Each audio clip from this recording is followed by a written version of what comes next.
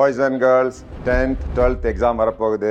Exam வர கொஞ்சம் anxiety, கொஞ்சம் பதட்டம் எல்லாம் வரும். அதை கொஞ்சம் தணிக்கிறதுக்கு அப்பப்போ கண்ணை மூடி கொஞ்சம் மெடிடேஷன் பண்ணுங்க. அடுத்த சில நாட்கள் ஏற்கனவே நல்லா படித்த பாடத்தை ஒரு முறை ரிவைஸ் பண்ணுங்க. ஏன்னா நல்லா தெரிஞ்ச விஷயங்கள் நம்ம ஒரு முறை ரிவைஸ் பண்ணாம போயிட்டோம்னா சரியா பதில் சொல்ல முடியாது.